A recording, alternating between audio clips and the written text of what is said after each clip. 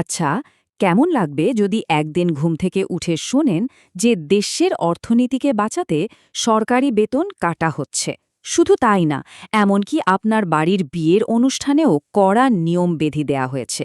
অবিশ্বাস্য মনে হলেও পাকিস্তানে ঠিক এটাই ঘটছে। চলুন এই বিশাল কৃচ্ছ সাধনের গভীরে ঢোকা যাক। সবার আগে যে সংখ্যাটা আমাদের চোখে ধাক্কা দেয় তা হলো -30%। একবার ভাবুন তো, এর মানে হলো দেশের সরকারি কর্মচারীদের অনেকের বেতন প্রায় 1/3 কমে যেতে পারে। এটা যে কোনো পরিবারের জন্য একটা বিশাল বিশাল ধাক্কা। একদিকে তো স্যালারি কাট, আর অন্যদিকে দেখুন ব্যক্তিগত জীবনেও হস্তক্ষেপ। বিয়ের মতো অনুষ্ঠানেও কিনা মেন্যুতে থাকবে মাত্র একটা মেইন ডিশ। এই দুটো জিনিসকে পাশাপাশি রাখলেই বোঝা যায় যে সংকটটা ঠিক কতটা গভীর আর সর্বব্যাপী। মানে দেশের অর্থনীতি থেকে শুরু করে মানুষের সামাজিক জীবন পর্যন্ত এর প্রভাব পড়েছে। তো আজকের এই বিশ্লেষণে আমরা ঠিক কি দেখব? আমরা দেখব কিভাবে একটা আন্তর্জাতিক সংঘাত পাকিস্তানের ঘরে অর্থনৈতিক জরুরি অবস্থা তৈরি করল, সরকার ঠিক কি পদক্ষেপ নিল, আর বিশেষজ্ঞরা আসল বিপদ হিসেবে কোন দিকে আঙুল তুলছেন। দেখুন, পাকিস্তানের এই সমস্যার শুরুটা কিন্তু তার নিজের সীমানার মধ্যে নয়। এর আসল কারণটা লুকিয়ে আছে হাজার হাজার মাইল দূরের এক ভূ রাজনৈতিক সংঘাতে। এখানে দেখুন ঘটনাটা কিভাবে মাত্র ৩ সপ্তাহের মধ্যে ঘটে গেল। প্রথম সপ্তাহে একটা আঞ্চলিক যুদ্ধ শুরু হলো। পরের সপ্তাহেই হরমুজ প্রণালী, যেটা কিনা বিশ্বের অন্যতম গুরুত্বপূর্ণ একটা তেলের রুট, সেটা বন্ধ হয়ে গেল। আর তার সরাসরি প্রভাবটা এসে পড়ল পাকিস্তানের মতো দেশগুলোর উপর, যারা তেলের জন্য পুরোপুরি আমদানির উপর নির্ভরশীল। এই চারটা দেখলেই ব্যাপারটা পরিষ্কার হয়ে যায়। পাকিস্তান তার দরকারি তেলের প্রায় ৮০% বিদেশ থেকে আমদানি করে। এর মানে হল আন্তর্জাতিক তেলের বাজারে সামান্য একটু ঝাঁকুনিও পাকিস্তানের অর্থনীতিতে রীতিমতো সুনামি বয়ে দিতে পারে, কারণ তাদের নিজেদের উৎপাদন খুবই কম। আর এই সাংঘাতিক নির্ভরতার ফলটা কাদের ভোগ করতে হয়?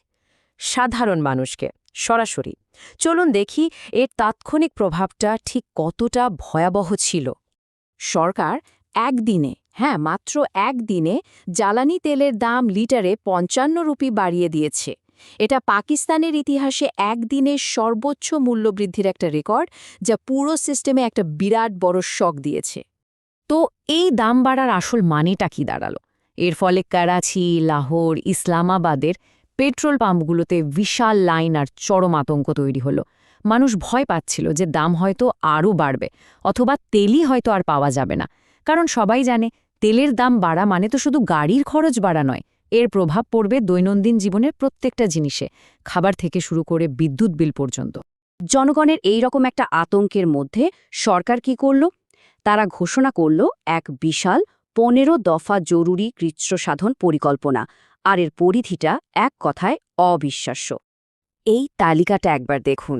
এটা কিন্তু কোনো সাধারণ বাজেট কাটছাট নয়। সরকার একদম উপর থেকে নিচ পর্যন্ত খরচ কমানোর চেষ্টা করছে। একদিকে যেমন সরকারি কর্মকর্তার এমপি মন্ত্রীদের বেতন কমছে, অন্যদিকে বিলাসবহুল খরচ, যেমন দামি গাড়ি বা অপ্রয়োজনীয় বিদেশ ভ্রমণও বন্ধ করা হচ্ছে। এমনকি মানুষের ব্যক্তিগত জীবন, যেমন বিয়ের অনুষ্ঠানও এর আওতায় আনা হয়েছে। আসলে সরকার একটা বার্তা দিতে চাইছে যে এই সংকটে সবাইকে, প্রত্যেকেই ত্যাগ স্বীকার করতে হবে। কিন্তু এই যে এত সব কঠিন নিয়মকানুন, এর বোঝাটা আসলে কার কাঁধে গিয়ে পড়ছে? চলুন এবার এই কৃচ্ছ সাধনের মানবিক দিকটা একটু দেখি। সরকারের এত বড় বড় পরিকল্পনার ভিড়ে এই একটা কথাই যেন মাটির কঠিন বাস্তবতাটা তুলে ধরে। ইসলামাবাদের এই ডেলিভারি রাইডারের মতো লক্ষ লক্ষ মানুষের জন্য জ্বালানির দাম বাড়া মানে শুধু যাতায়াতের খরচ বাড়া নয়। এর মানে হলো তাদের সন্তানের স্কুলের ভাড়া বাড়বে, খাবারের দাম বাড়বে, দৈনন্দিন প্রত্যেকটা জিনিসের খরচ নাগালের বাইরে চলে যাবে। এই কৃচ্ছ সাধনের আসল বোঝাটা এভাবেই সাধারণ মানুষের কাঁধে এসে পড়ছে, যারা দিনের শেষে শুধু একটু ভালোভাবে বেঁচে থাকতে চায়। এখন প্রশ্ন হলো, এই যে এত নাটকীয় সব পদক্ষেপ, এগুলো কি আসল সমস্যার সমাধান করতে পারছে? বিশেষজ্ঞরা কিন্তু অন্য দিকেই ইঙ্গিত করছেন। চলুন সেই বিশ্লেষণটা একটু দেখে নেওয়া যাক।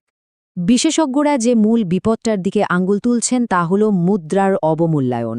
সহজ করে বললে পাকিস্তানি রুপির দাম আন্তর্জাতিক বাজারে হুহু করে কমে যাচ্ছে।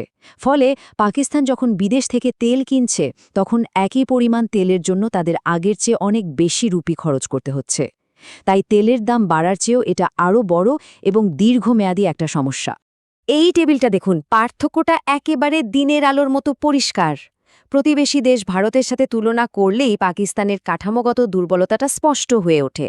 একদিকে ভারতের হাতে আছে $600 বিলিয়নেরও বেশি বৈদেশিক রিজার্ভ আর বিভিন্ন দেশ থেকে তেল আমদানির ব্যবস্থা, আর অন্যদিকে পাকিস্তান কিনা বেতন কেটে আর বিয়ের খরচ কমিয়ে পরিস্থিতি সামাল দেওয়ার চেষ্টা করছে।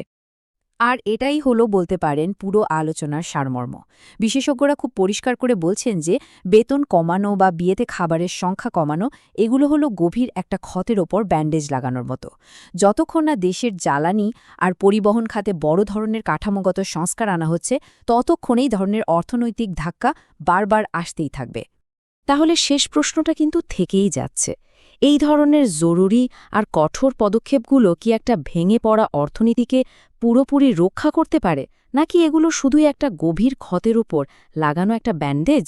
উত্তরটা হয়তো ভবিষ্যতের জন্যই তোলা লইল।